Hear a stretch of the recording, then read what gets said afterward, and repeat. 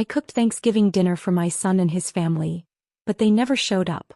When I called, my daughter-in-law laughed. We're at a real grandma's house. I sat alone with candles lit, food untouched.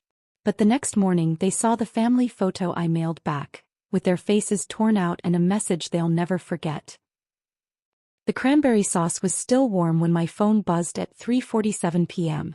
I remember the exact time because I'd been staring at the kitchen clock, watching the minutes crawl by like wounded animals. Shane and his family were supposed to arrive at 3:47 minutes late. Wasn't unusual for them, but my stomach had been twisting into knots since noon. I'm Morgan, and this was supposed to be my redemption Thanksgiving. The one where I proved I could still be the heart of this family even after Dylan, my husband of 28 years, decided that Savannah's younger body and brighter smile were worth throwing away nearly 3 decades of marriage. Even after he moved into her pristine suburban palace while I stayed in our old farmhouse, the one where Shane learned to walk, where we carved pumpkins every October, where Christmas mornings used to sparkle with genuine laughter. The dining room looked perfect. I'd spent 3 days preparing, polishing my grandmother's silver until it gleamed, ironing the lace tablecloth that had graced our table for every major holiday since Shane was born. The good china, the set Dylan and I received as a wedding gift, reflected the warm glow of the vanilla-scented candles I'd arranged down the center. 5 place settings. 5 chairs pulled out waiting. 5 members of what I desperately hoped was still my family. Shane had called 2 weeks ago, his voice carrying that careful tone he'd developed since the divorce. Mom will be there for Thanksgiving. I promise. Marissa's excited to see you and the kids have been asking about your stuffing. His words felt like a lifeline thrown to someone drowning in an ocean of loneliness. I'd clung to that promise, replayed it during sleepless nights when the house felt too big and too quiet. I'd started cooking at dawn. Harvey's apple pie, the one with extra cinnamon because he said it reminded him of autumn leaves. Destiny's favorite macaroni and cheese, made from scratch with 3 different cheeses and breadcrumbs on top, the way she'd requested last Christmas before everything fell apart. Shane's beloved green bean casserole with those crispy onions he used to sneak from the container when he thought I wasn't looking. The turkey, golden and glistening, stuffed with my mother's cornbread dressing recipe that had been passed down for 3 generations. Every dish held a memory. Every aroma carried the ghost of holidays past when we were whole.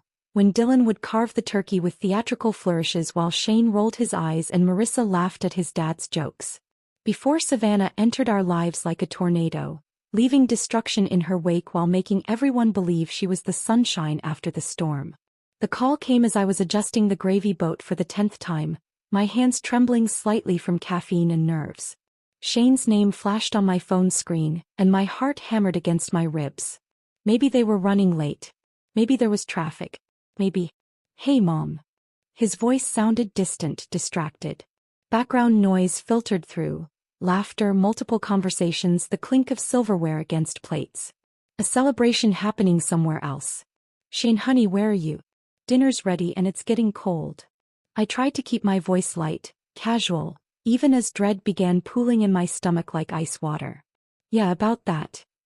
He paused, and in that silence I heard my world beginning to crack. We're not going to make it. Plans changed last minute. Changed? But you promised. You said. I know what I said, but Savannah invited us over and the kids really wanted to see their other grandparents. Dylan's parents are here too, and it's just easier, you know? Easier.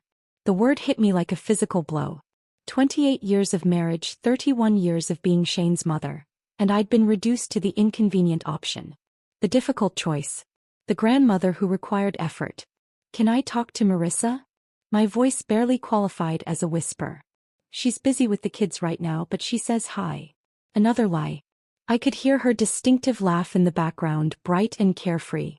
She was having the time of her life at someone else's table while I sat alone with enough food to feed an army. Shane, please. I've been cooking all day. I made Harvey's pie, Destiny's. Mom, don't guilt trip me. We'll do something next weekend, okay? Gotta go. The line went dead before I could respond. I stared at the phone, my reflection trapped in its dark screen. A 53-year-old woman who'd just been dismissed like an outdated appointment. My hands were shaking as I set the phone down beside the untouched rolls, still warm from the oven. The silence that followed was deafening. Not the comfortable quiet of anticipation, but the hollow emptiness of abandonment. The candles flickered, casting dancing shadows across the empty chairs. The turkey sat cooling in its juices, the cranberry sauce forming a skin on top, the mashed potatoes slowly losing their perfect peaks. But it was the laugh that destroyed me. 30 minutes later, when desperation finally overwhelmed dignity, I called Shane's number again. This time Marissa answered on the second ring, her voice bubbling with wine and joy. "Oh, hi Morgan." She sounded genuinely surprised, as if she'd forgotten I existed. "Shane told me you called earlier." "Marissa, I don't understand." "Shane promised." "Oh, that." Her laugh was light, dismissive, the sound of someone who'd never had to sit alone on a holiday. "We're at a real grandma's house. Savannah made this incredible spread, and Dylan's parents brought the most amazing desserts. The kids are having such a blast with their cousins." Real grandma. The words hit me like shards of glass, each syllable drawing blood. A real grandma. As if 31 years of kissing scraped knees, reading bedtime stories, and making birthday cakes had been some elaborate dress rehearsal for the real thing. As if every Christmas morning, every bedtime song, every fierce hug during thunderstorms had been practice for when the real grandmother showed up. "I made Harvey's favorite pie," I whispered, hating how pathetic I sounded. "That's sweet, but Savannah has a whole dessert table. Professional bakery stuff. Instagram-worthy, you know?" Another laugh, this one cutting deeper. "Anyway, we'll catch up soon. Happy Thanksgiving." The call ended, leaving me standing in my kitchen surrounded by the ruins of my hopes. Real grandma. Savannah, who'd known my grandchildren for exactly 18 months, was the real grandmother. I, who had changed their diapers, who had walked floors with them during teething nights, who had taught them their colors and letters, was apparently the understudy. I walked through my dining room like a ghost touring her former life. The gravy had formed a skin. The rolls were cold. The candles had burned down 2 inches while I'd waited for a family that was never coming. My reflection caught in the silver gravy boat, distorted, fractured, barely recognizable. 28 years of marriage. 31 years of motherhood. 60 years of life. And in one afternoon, one conversation, one carelessly cruel laugh, I'd been erased. Not just forgotten, replaced. Upgraded. Traded in for a newer model who made Instagram-worthy desserts and had Dylan's parents' approval. I blew out the candles one by one, watching the smoke curl toward the ceiling like prayers no one would answer. The house fell into darkness except for the kitchen light, where enough food for 5 people waited for no one. The real grandma was probably taking pictures of her perfect table, surrounded by my former family, while I stood alone in the ruins of my Thanksgiving dreams. For the first time since Dylan left, I didn't cry. Instead, something harder and colder settled in my chest. Something that whispered this wasn't over. This was just the beginning. That cold, hard feeling in my chest crystallized overnight into something sharp and purposeful. I woke before dawn, not from sadness but from clarity. The house still smelled like turkey and disappointment, but something had shifted inside me while I slept. The woman who had waited by candles and cold gravy was gone. Someone else had taken her place.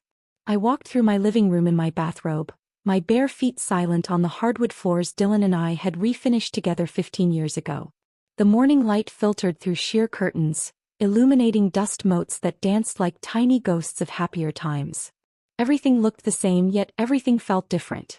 The family photos lining the mantelpiece seemed to mock me now, captured moments of a life that had been built on shifting sand. My eyes stopped on the large silver frame in the center. Last Christmas, the 5 of us gathered around my tree, the one Shane and Marissa had insisted on having at Grandma Morgan's house, because it was tradition. Destiny, then 7, was missing her front teeth in the most adorable way. Harvey, 5, was trying to look serious but couldn't hide his excitement about the presents underneath. Shane had his arm around my shoulders and Marissa was actually smiling. Not the fake Instagram smile she'd perfected recently, but a genuine expression of contentment. I remembered that day with painful precision. How Marissa had complimented my roast, how Shane had fallen asleep on my couch watching football, how the children had begged to stay overnight. "This feels like home," Marissa had whispered while helping me load the dishwasher, and I'd felt such gratitude for her acceptance, her inclusion of me in their expanding family circle. Always. Every smile, every compliment, every moment of warmth theater performed for an audience of one gullible woman who'd believed she still mattered. I lifted the frame from the mantel, my fingers tracing the silver edges. The glass was spotless. I'd cleaned it just last week in preparation for Thanksgiving, wanting everything perfect for their visit. The irony tasted bitter on my tongue. I'd polished the evidence of my own delusion. Walking to the kitchen table, I set the frame down beside the salt and pepper shakers Dylan's mother had given us as a housewarming gift 30 years ago. Everything in this house held memories, but memories, I was learning, could be weapons when wielded correctly. I opened the frame carefully, my movements deliberate and controlled. The photo slipped out easily and I laid it flat on the oak surface. 5 faces stared up at me from glossy paper. A family frozen in time, in lies, in a happiness that had apparently been one-sided. The scissors were in the kitchen drawer, right where they'd always been, nestled between the can opener and the meat thermometer. Heavy steel with red plastic handles, the same ones I'd used to cut out paper snowflakes with the children just 11 months ago. Destiny had been fascinated by how the folded paper opened into intricate patterns. "It's like magic, Grandma Morgan," she'd said, her small hands clapping in delight. But what a joke. The only magic here was how quickly love could transform into something else entirely. I positioned Shane's face between the scissor blades first. My son, who'd promised to be there, who'd let me believe I still had a place in his world. The metal sliced through his smile with a soft whisper. His face separated from the rest of us cleanly, completely, leaving a Shane-shaped hole in our family portrait. Marissa came next. The woman who'd laughed about being at a real grandma's house, who'd spoken those words like they were nothing, like they wouldn't haunt my sleep and poison my waking hours. Her face was slightly blurred in the photo. She'd been turning toward Shane when I snapped the picture, caught in a moment of movement. How appropriate. Always in motion, always ready to move on to something better. The scissors made the same soft sound as they carved through her features. Snip. Gone. I held the 2 severed faces in my palm, studying them like an archaeologist examining artifacts from a dead civilization. Shane's eyes looked up at me with that familiar warmth that had fooled me for 31 years. Marissa's profile, caught in mid-laugh, seemed to echo her cruel words from yesterday's phone call. But the children remained. Destiny and Harvey, their innocent faces still attached to the photo, still connected to me. They hadn't chosen this betrayal. They were casualties, collateral damage in their parents' casual cruelty.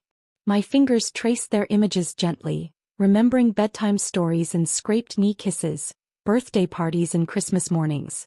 The envelope came from my desk drawer. Crisp white paper, the expensive kind I used for thank you notes and sympathy cards. How fitting. This would be both. I arranged the torn pieces inside carefully, face down against the bottom of the envelope. Shane and Marissa, reduced to paper scraps, lying flat and lifeless like roadkill on a highway. The symbolism felt perfect. They'd turned their backs on me, so now they could lie face down in their own destruction. The red pen had been a gift from Harvey last Mother's Day, part of a little school craft set he'd proudly presented. "For writing special messages, Grandma," he'd explained with that gap-toothed grin. He'd been right. This was definitely a special message. I flipped the mutilated photo over, and the blank white back stared at me like an empty canvas waiting for truth. The pen felt substantial in my hand as I pressed it to the paper. Red ink flowed like blood from a fresh wound, forming words that had been burning in my chest since yesterday's phone call. A table set for love, but only ghosts showed up. The words looked stark against the white background, dramatic and final. But I wasn't finished. Yesterday had taught me that subtlety was wasted on people who could dismiss 30 years of devotion with a laugh. The real ones were never family. My handwriting was steadier than I'd expected, each letter formed with deliberate precision. The red ink caught the morning light streaming through my kitchen window, looking darker than I'd intended. Good. Dark matched my mood. "This is how you erased yourselves from my life, and now from my legacy." I capped the pen and set it down beside the ruined photograph. The message was complete, perfect in its brutal honesty. No begging, no pleading, no desperate attempts to guilt them into loving me. Just a simple statement of fact, delivered in language they couldn't misinterpret or dismiss. The envelope sealed with a soft hiss, trapping Shane and Marissa's faces inside like prisoners in a paper cell. I wrote their address in careful block letters. The address of the house they'd bought 3 years ago, the one they'd invited me to exactly twice, both times for major holidays when excluding me would have looked bad to Marissa's parents. The post office was only 10 minutes away, but I took my time getting dressed. This wasn't a moment to rush. I chose my navy dress, the one Shane had complimented at his last birthday dinner. I applied lipstick not for them but for me. For the woman I was becoming. The postal clerk was a young man with kind eyes who smiled when I approached his window. "Just this one today, ma'am?" "Just this one," I confirmed, sliding the envelope across the counter. "It's very important that it arrives quickly." "Priority mail then?" "Oh yes," I said, surprising myself with the warmth in my voice. "It's definitely a priority." He stamped it with official authority, and I watched my message disappear into the postal system's machinery. In 2 days, maybe 3, Shane would open his mailbox and find my response to yesterday's abandonment. No phone call this time. No chance for him to interrupt or dismiss or redirect the conversation. Just my truth, delivered in terms they'd finally understand. Walking back to my car, I felt lighter than I had in months. The morning air tasted cleaner, sharper, full of possibilities I hadn't considered before. Revenge, I was discovering, had its own particular sweetness. They taught me that I wasn't the real grandma. Time to show them what the fake one could do. The law office of Richardson and Associates occupied the 3rd floor of a historic brick building downtown, its mahogany-paneled walls lined with legal volumes that seemed to whisper secrets about other people's family dramas. I'd driven past this building countless times over the years, never imagining I'd one day sit in their leather chairs planning the systematic dismantling of my own family's expectations. Margaret Richardson was younger than I'd expected, perhaps 45, with silver threading through her auburn hair and eyes that suggested she'd witnessed enough human cruelty to develop a professional immunity to shock. Her handshake was firm, her smile cautious but genuine. "Mrs. Patterson, thank you for coming in. Your phone call yesterday was intriguing." She gestured to the chair across from her imposing desk. Estate planning can be emotional, particularly when family relationships are strained. Strained. Such a delicate word for betrayal. "My relationship with my son has become complicated since my divorce," I said, settling into the burgundy leather. "I need to ensure my assets reflect my current reality, not past assumptions." Margaret opened a fresh legal pad, her pen poised. "Tell me about your current will." The document I drafted 5 years ago felt like ancient history now. Shane was the primary beneficiary, inheriting the house, my retirement accounts, everything except specific jewelry pieces designated for the grandchildren. It had seemed so natural then, the logical progression of generations, mother to son, the family home staying in family hands. "Everything goes to my son Shane, with provisions for my grandchildren." The words tasted stale in my mouth. "I want to change that. Completely." Margaret's pen didn't move. "Completely. Shane and his wife have made it clear that I'm no longer considered essential family. Yesterday they abandoned me on Thanksgiving to spend it with my ex-husband's new wife, calling her the real grandma." The professional setting made the words feel less raw, more factual. If I'm not real family, then I shouldn't leave them real inheritance.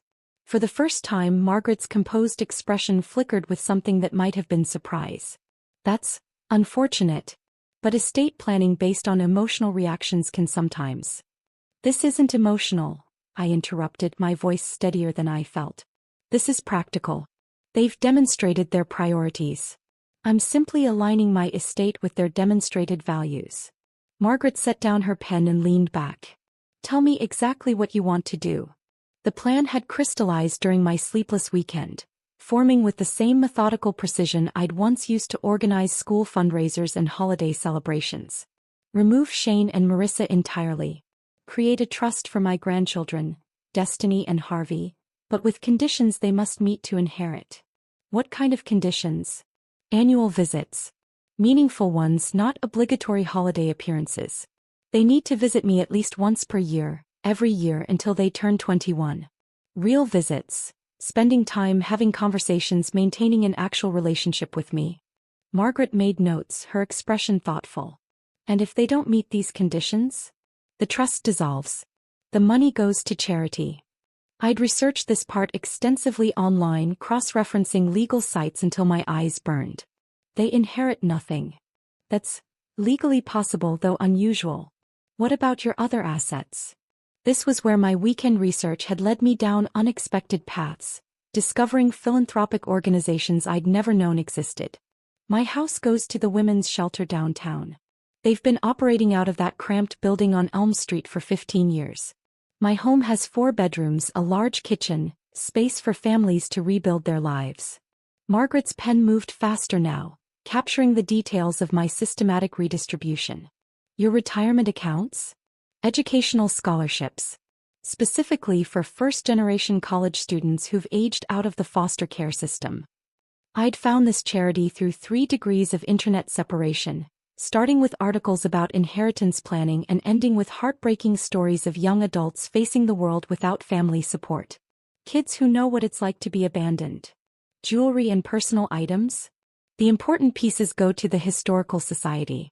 My grandmother's engagement ring, my mother's pearls. They have stories worth preserving. The rest gets sold, proceeds to charity. Margaret looked up from her notes. And the wedding china? Family heirlooms. The question hit deeper than I'd expected. The china had been a wedding gift from Dylan's grandmother, a woman who'd welcomed me into their family with such warmth that I'd named my hope chest after her. 12 place settings of Lenox with the delicate rose pattern, stored in felt-lined cases and brought out only for special occasions. Auction it, I said finally. Let someone who'll actually use it buy it. Someone who'll fill it with real family dinners, not empty promises. Margaret finished writing and looked across the desk with professional concern. Mrs. Patterson, these are significant changes. Have you considered how your son might react? Legal challenges to the will. Let him try. The words came out harder than intended. He spent the last year showing me exactly how little I mean to him. Now he gets to live with the consequences of those choices. What about your ex-husband? Any claims there? Dylan forfeited any claim to my inheritance when he forfeited our marriage. I straightened in the chair, feeling my spine align with my resolve. He chose Savannah and her ready-made grandmother role. Let her support him in his old age. Margaret nodded slowly. I'll need to draft this carefully. The conditions for your grandchildren's trust need precise legal language to be enforceable. When would you like this completed? As soon as possible. I opened my purse and pulled out my checkbook. What's your retainer? For work of this complexity, $1,500. I wrote the check without hesitation, my handwriting bold and certain. This was the most expensive decision I'd made since the divorce, and somehow the most satisfying. One more thing, I said, tearing off the check. I want Shane and Marissa to receive official notification of their removal from the will. Not the full document, just notice that they're no longer beneficiaries. Margaret raised an eyebrow. That's not typically necessary. They'll find out eventually. I want them to find out now. While the Thanksgiving betrayal is still fresh, while they still think my love comes without consequences. I handed her the check. Can you send it this week? Certified mail, return receipt requested? Perfect. Margaret clipped the check to her legal pad. I'll have preliminary documents ready for your review by Friday. The full will should be complete within 2 weeks. I stood, extending my hand. Thank you, Margaret. For the first time in months, I feel like I have some control over my future. Her handshake was warmer this time. Mrs. Patterson, I see a lot of family conflicts in my practice. Most people struggle with cutting off children, even when they've been hurt. I'm not cutting them off, I corrected. I'm simply requiring them to earn what they previously took for granted. The grandchildren have until they're adults to decide if I'm worth an annual visit. Shane and Marissa have already made their choice. Walking out of the law office, I felt the November air differently, sharper, cleaner, full of possibility rather than regret.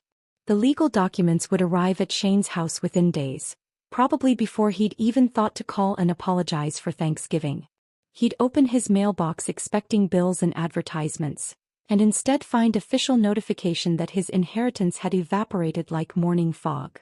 $1,500 to rewrite my legacy. $1,500 to transform from discarded grandmother to architect of consequences. It seemed like the bargain of a lifetime. The high from my lawyer visit carried me through the rest of the week, but it was Thursday morning's social media scroll that transformed satisfaction into surgical precision. There, glowing on my phone screen, was Savannah's latest Instagram post. A perfectly curated tablescape featuring my mother's crystal stemware and my grandmother's silver serving pieces. The ones Dylan had claimed during our asset division, arguing they'd been gifts to the family rather than specifically to me. The caption read, "Thanksgiving leftovers taste better when served on heirloom china. So grateful for these beautiful family pieces that make every meal special. Hashtag blessed grandma, hashtag family traditions, hashtag heirloom love." Family pieces. My throat constricted as I zoomed in on the photo. There was my mother's gravy boat, the one with the tiny chip on the handle from when 5-year-old Shane had knocked it over during Christmas dinner 26 years ago. The silver cake server my grandmother had carried in her hope chest from Ireland in 1943. The crystal wine glasses Dylan and I had received as a wedding gift from his Aunt Martha, who'd saved for months to buy them because she wanted us to start married life with something beautiful. Savannah was using my history to build her Instagram brand, turning my family's legacy into content for her social media empire. 347 likes. Dozens of comments about how lucky she was to have such gorgeous vintage pieces. She was literally wearing my life like a costume, as I'd suspected, but seeing the evidence displayed so casually online felt like watching someone dance on my grave. But two could play the documentation game. I spent Thursday afternoon in my spare bedroom, the one Dylan used to call my museum room, because I kept the most precious family artifacts there. Glass display cases lined one wall, filled with items too delicate for daily use but too meaningful to store away completely. My grandmother's jet mourning brooch from 1952. My great-aunt's seed pearl necklace. The garnet ring my mother wore on her wedding day, passed down from her mother and her mother before that. These pieces had survived the divorce because Dylan couldn't see their value. They weren't obviously expensive like the crystal or silver, just old costume jewelry and sentimental trinkets, as he'd dismissively called them during our property settlement. He'd wanted the flashy stuff, the items that screamed wealth and status. I'd wanted the pieces that whispered stories. Now those whispered stories would become my weapons. I started with the mourning brooch, lifting it from its velvet-lined case with reverence. Black jet stones arranged in an intricate floral pattern, surrounded by seed pearls that had yellowed slightly with age. My grandmother had worn it to every funeral for 30 years, including my grandfather's in 1954. She'd given it to me when I turned 16, along with the story of how her own grandmother had worn it to mourn 3 children lost to influenza in 1918. "This brooch has held more grief than any piece of jewelry should," she told me. "But it's also held more love. When someone you care about dies, you wear this and remember that grief is just love with nowhere to go." Love with nowhere to go. How appropriate. The County Historical Museum occupied a restored Victorian mansion on Maple Street, its burgundy exterior and wraparound porch making it look more like a wealthy family's home than a repository for local artifacts. I'd visited here countless times over the years. Field trips with Shane's elementary school classes, afternoon strolls with the grandchildren, quiet solo visits when I needed to remember that the past had weight and substance. Director Patricia Hartwell greeted me in the museum's main hall, her smile genuine but curious. We'd served together on the library board for 6 years, bonded over shared frustrations with budget cuts and community apathy toward preserving local history. "Morgan, what a lovely surprise. Are you here for the new textile exhibit?" "Actually, Patricia, I'm here about a donation." I opened my purse and withdrew the small jewelry box containing the mourning brooch. "I'd like to contribute to your permanent collection." Patricia's eyes widened as she lifted the brooch from its cushioned interior. "Morgan, this is exquisite. The craftsmanship is incredible. Probably 1940s or early 1950s. 1952 to be exact. It belonged to my grandmother, Catherine O'Brien Patterson. She immigrated from County Cork in 1943, carrying this in her hope chest along with her wedding dress and 3 silver spoons. I'd rehearsed this part, wanting the story to be perfect. She wore it to mourn her husband, her siblings, her friends, anyone who mattered enough to grieve properly. The provenance is wonderful. We have very few pieces from Irish immigrants of that era. Patricia turned the brooch over, examining the simple pin mechanism. "Are you certain you want to donate this? It must have tremendous sentimental value." "That's exactly why I want it here." I pulled out the handwritten note I'd prepared, my carefully crafted legacy statement. "I want it displayed with this placard. I want people to learn about Catherine O'Brien Patterson, about the women who came before us and the grief they carried with grace. Patricia read my proposed text aloud. Mourning brooch circa 1952, worn by Catherine O'Brien Patterson to honor the deaths of loved ones. Donated in memory of Morgan Patterson. Left behind but never forgotten. May this piece remind visitors that love endures beyond betrayal, and history belongs to those who preserve it. Morgan. Patricia's voice carried concern. This sounds rather final. Are you feeling all right? I laughed, the sound surprising us both with its lightness. I'm feeling clearer than I have in years, actually. My family has decided I'm not worth their time, so I'm ensuring my legacy lives somewhere that values preservation over convenience. Patricia's expression softened with understanding. Family disputes can be so painful. Are you sure this isn't something you might regret? Patricia, my ex-husband's new wife, is currently using my mother's china to build her social media following. My son abandoned me on Thanksgiving to spend it with the real grandma. They want to erase me from their story, but they can't erase me from history. I gestured toward the brooch. This piece will outlive all of us. In 50 years, someone will read that placard and know that Catherine O'Brien Patterson existed, that she mattered, that her granddaughter cared enough to preserve her memory properly. Patricia nodded slowly. We'd be honored to accept this donation. When would you like the installation completed? As soon as possible. And Patricia? I'd appreciate if you added it to your newsletter and social media announcements. Sometimes the most important donations deserve public recognition. She smiled with the kind of warmth reserved for fellow conspirators. I think a feature story would be appropriate.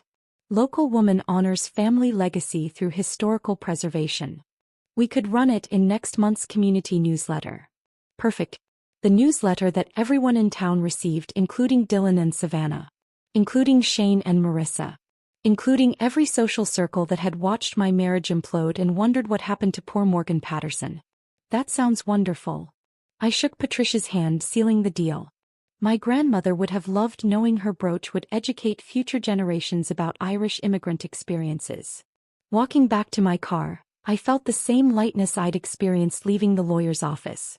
Another piece of my strategic puzzle falling into place. Savannah could post her Instagram photos with my stolen china, but she'd never be able to claim the stories. Those belonged to me, and now they'd belong to history. The museum would feature my donation within weeks. The newsletter would circulate throughout our small community. And eventually, inevitably, Dylan and Savannah would visit the museum. They attended every charity gala and social function in town, always eager to see and be seen. When they did, they'd find me waiting in glass cases and carefully worded placards, my name permanently etched into local history while theirs remained forgotten footnotes in other people's stories. My grandmother's grief brooch would outlast their marriage, their happiness, their carefully curated social media presence. It would whisper the true story long after their lies had been forgotten. Some legacies, I was learning, were too important to leave to family. The momentum of reclaiming my narrative carried me through the weekend, but it was Sunday evening's mindless social media scroll that provided the perfect opening for my next move. Marissa had posted again.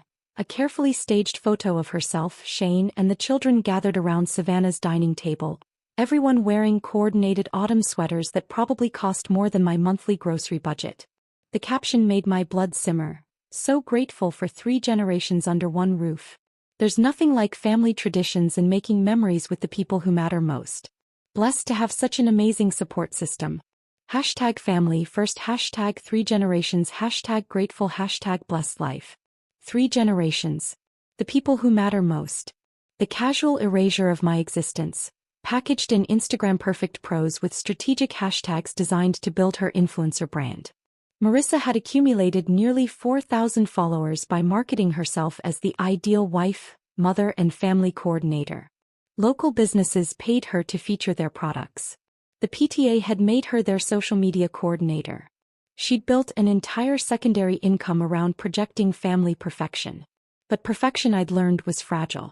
It only took one crack to shatter the entire illusion. I walked back to my dining room where the remnants of Thanksgiving still lingered. I'd left everything exactly as it was that night. The candles burned down to stubs, the place settings still arranged for 5, the centerpiece wilting but hauntingly beautiful in its decay. It looked like a museum exhibit, The Abandoned Holiday 2024. The lighting was perfect. Late afternoon sun slanted through my lace curtains, casting golden shadows across the empty chairs and untouched plates. The scene told its story without words. Hope, preparation, abandonment, solitude. It was honest in a way Marissa's curated content could never be. I took 17 photos from different angles before finding the one that captured the full emotional weight of that night. Me sitting alone at the head of the table, my hands folded in my lap, eyes slightly downcast but not defeated. The empty chairs seemed to lean away from me like disappointed guests. The elaborate place settings looked almost accusatory in their perfection. But it was beautiful too. Tragic and dignified and undeniably real. The caption took me 43 minutes to write. Each word needed to be perfect. Truthful without being vindictive, heartbreaking without being manipulative, powerful without being preachy. I wrote 17 versions before settling on the one that felt exactly right.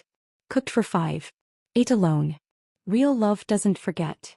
9 words. 37 characters. A complete story of betrayal and resilience that left nothing to interpretation while naming no names. I posted it at 6:23 p.m. on Sunday, right when local social media engagement typically peaked. After dinner, before Sunday night television, when people scrolled mindlessly through their feeds while pretending to help children with homework. The response was immediate and overwhelming. Linda Hofstetter, my former neighbor, commented within minutes, "Oh honey, my heart breaks for you." 23 likes on her comment alone. Janet Morrison from the library board, "Some people forget where they came from. You deserve so much better." Sarah Chin, who'd worked with me on the school fundraiser for 3 years, "This made me cry. Real family shows up." But it was Rebecca Walsh's comment that really started the avalanche. "Wait, wasn't this the weekend Shane and his family were supposed to visit? I remember you mentioning it at book club." The small-town network activated like a telephone tree from the 1950s. People who'd watched Shane grow up, who remembered me bringing homemade cookies to every school event, who'd witnessed my devotion during Dylan's mother's final illness. They began connecting dots that Marissa's perfect family posts had carefully obscured. By Monday morning, my post had been shared 47 times and commented on 86 times. Not viral by Instagram standards, but devastating by small-town social media metrics. In a community of 12,000 people where everyone knew everyone's business within 3 degrees of separation, this was the equivalent of front-page news. The comments section became a digital support group for abandoned grandparents and forgotten family members. Margaret Kowalski shared her own story about being excluded from her daughter's wedding. Tom Bradley talked about not seeing his grandchildren since his son's remarriage. My simple post had opened a floodgate of similar experiences, creating a community of people who'd been quietly enduring their own versions of family rejection. But the real impact wasn't in the likes and shares. It was in the spaces between the posts. The conversations happening at the grocery store checkout, in the pharmacy line, during school pickup. I learned about these secondhand, through friends who felt compelled to report back to me with a mixture of satisfaction and concern. "People are talking, Morgan," my neighbor Carol told me Tuesday morning while retrieving her newspaper. "Janet from the flower shop asked me if it was true that Shane and Marissa ditched you for Thanksgiving." I didn't know what to say. "You don't have to say anything," I replied, deadheading the last of my chrysanthemums. The truth speaks for itself. Wednesday brought the first real consequence. Marissa called, her voice tight with controlled panic. "Morgan, we need to talk." "Hello, Marissa. How was your Thanksgiving?" The pause stretched long enough for me to count 3 heartbeats.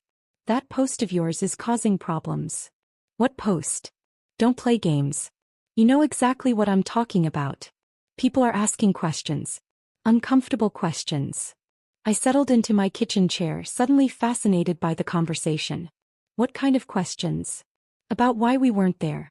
About family loyalty. Rebecca Walsh cornered me at Target yesterday asking if everything was okay between us." Her voice climbed an octave. "I had to lie and say you were sick." "Interesting choice. You could have told the truth, that you were at a real grandma's house, having a wonderful time." Another pause, longer this time. That came out wrong. I was stressed and... "Marissa, I posted one photo. One caption. I didn't mention your name, Shane's name, or anyone's name. I simply shared my Thanksgiving experience. But people know. In a town this size, everyone knows who your family is. Your post makes us look terrible. Does it? Or does it make you look exactly like what you are? The sharp intake of breath on the other end told me I'd hit my target. Morgan, please. Can you take it down? This is affecting my partnerships. Sunset Boutique called this morning asking if there were family conflicts that might reflect poorly on their brand association. Sunset Boutique, the local clothing store that paid Marissa $300 per month to model their seasonal collections. Her first domino beginning to fall. I'm sorry to hear that, Marissa. But I can't take down the truth. It's not the whole truth. You're making it seem like we abandoned some helpless old woman, when really we just had other plans. Other plans, I repeated slowly. That's one way to describe choosing between grandmothers. Savannah's parents were visiting. It was important family time. And I'm not important family? The question hung in the air like smoke from an extinguished candle. Finally, Marissa's voice returned, smaller now. Of course you're family. But it's complicated. It doesn't feel complicated from where I'm sitting, Marissa. It feels quite simple, actually. Thursday morning brought news from my friend Helen, who worked part-time at the elementary school. The PTA moms are buzzing about Marissa. Apparently, her social media coordinator position is under review. Something about maintaining the organization's reputation for family values. Friday's revelation came through my hairstylist, whose sister worked at the local bank. That daughter-in-law of yours lost another sponsorship deal. Something about a juice cleanse company not wanting to be associated with family drama. I never commented on any of the secondary posts about my situation. Never added fuel to the fire or guided the narrative in any particular direction. I simply let the truth resonate in whatever way it needed to, trusting that people would draw their own conclusions about a family that abandoned their matriarch on Thanksgiving. The beauty of small-town social dynamics was their organic justice system. No one needed to explicitly condemn Shane and Marissa's behavior. The subtle shifts in community regard were consequence enough. Fewer likes on Marissa's posts. Questions that followed them at public events. The quiet judgment of a community that still believed in certain fundamental values about respecting your elders. By the end of the week, Marissa's follower count had dropped by nearly 400 people, and her engagement rates were in free fall. The perfect family brand she'd spent 3 years building was crumbling, not from any attack I'd launched but from the simple weight of truth.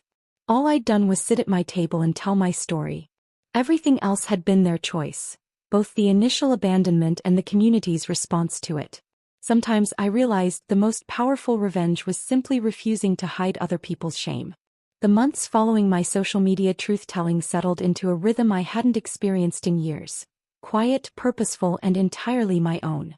Spring brought the museum's newsletter featuring my grandmother's brooch, complete with a full-page spread about preserving immigrant legacy through thoughtful donation. Summer delivered Margaret Richardson's meticulously crafted legal documents, officially sealing Shane and Marissa's removal from my estate. By autumn, when the first hints of Thanksgiving preparations began appearing in store displays, I felt something I hadn't expected: anticipation. Not the desperate hope of previous years, but a calm certainty about exactly how I wanted to spend the holiday. This year I shopped for one. The experience was surprisingly liberating. No mental calculations about Shane's preference for dark meat or Marissa's gluten sensitivities. No anxiety about whether Harvey would eat the green bean casserole or if Destiny might suddenly develop a new food aversion. Just me wandering the grocery aisles at my own pace, selecting exactly what appealed to me. A small heritage turkey from the local farm. Fresh cranberries for sauce that would be neither too tart nor too sweet, but exactly how I liked it. Butternut squash soup, something I'd never made when cooking for the family because Dylan claimed it was too fancy, and Shane insisted it looked weird. Sweet potato soufflé with real maple syrup instead of the marshmallow-topped version the grandchildren demanded. For the first time in decades, my Thanksgiving menu reflected my tastes, my preferences, my vision of what a perfect meal should be. The preparation felt like meditation. No rushing to accommodate arrival times or dietary restrictions. No stress about timing multiple dishes to finish simultaneously. I started cooking Tuesday morning, moving through each recipe with the unhurried pleasure of someone creating art rather than meeting obligations. Wednesday evening I set my table. One place setting, but not in a way that suggested loneliness or abandonment. I positioned my chair at the head of the table, facing the windows that looked out over my back garden. The good china, what remained after Dylan's divorce pillaging, gleamed in the late afternoon light. Fresh flowers from my own garden created a centerpiece that didn't need to accommodate conversation or serving dishes. One wine glass, catching the last rays of November sunshine. It was beautiful, elegant, intentional. Thursday morning arrived crisp and bright, the kind of November day that made bare tree branches look like architectural drawings against a pewter sky. I woke without an alarm, without anxiety, without checking my phone for last-minute cancellations or schedule changes. The house was perfectly quiet except for the soft jazz playing from my kitchen radio and the gentle bubbling of stock simmering on the stove. I dressed carefully, not for anyone else, but because the day felt worthy of ceremony. The burgundy dress I'd bought for myself last month, paired with my mother's pearl earrings. Lipstick applied with the same care I'd once reserved for special occasions with extended family. This was a special occasion, I realized. Just not the kind I'd previously understood. The meal preparation became a dance performed for an audience of one. I basted the turkey while humming along to Duke Ellington. Stirred the cranberry sauce while watching squirrels perform acrobatics outside my window. Arranged rolls in a basket with the same attention to presentation I'd once lavished on dinner parties for 12. At exactly 2 o'clock, the time I'd always served Thanksgiving dinner, I lit a single candle in the center of my table. Not the elaborate candelabra of previous years, but one perfect taper in my grandmother's silver holder. The flame cast dancing shadows across my solitary place setting, transforming what could have looked like sadness into something that felt more like sanctuary. I poured wine, a bottle of Pinot Noir I'd been saving for someday, and raised my glass to the empty chairs that no longer felt accusatory. To Catherine O'Brien Patterson, I said aloud, who taught me that dignity survives everything. And to Morgan Patterson, who finally learned to choose herself. The toast felt silly for exactly 3 seconds, until I realized that speaking my truth out loud, even to an audience of furniture and flickering candlelight, was the most honest thing I'd done in years. The food was perfect. Not because it was flawless, but because every bite reflected my choices, my preferences, my idea of what comfort should taste like. The turkey was herb-crusted rather than traditional. The stuffing contained wild rice instead of white bread. The wine paired beautifully with flavors I'd never been free to explore when cooking for other people's expectations. Halfway through my meal, I began laughing.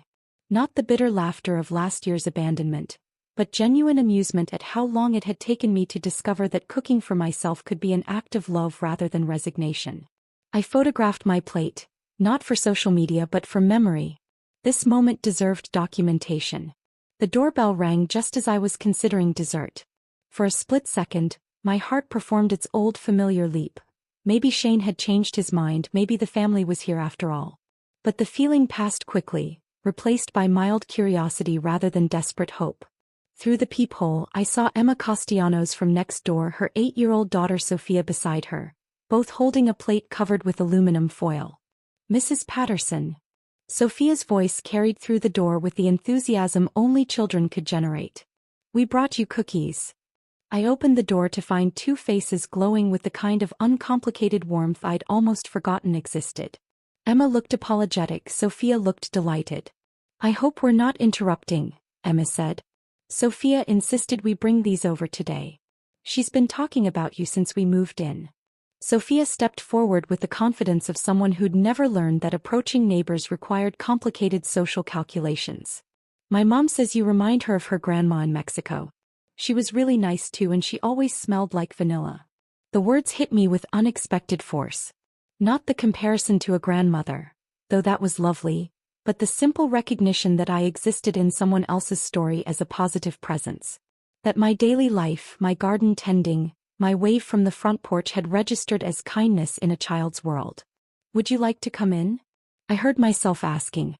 I was just having dessert. 20 minutes later, Sophia was explaining her elaborate theory about why squirrels were probably secret agents while her mother and I shared coffee at my kitchen table. The formal dining room felt too ceremonial for this spontaneous connection, but the kitchen, with its warm light and lingering aromas of the day's cooking, felt exactly right. "This house always smells amazing," Emma said, cradling her coffee mug. Sophia asks every time we walk by if we can stop and visit the cookie lady.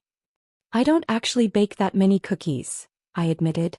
It's not about the cookies, Emma replied with the wisdom of someone who understood metaphor. It's about feeling welcome.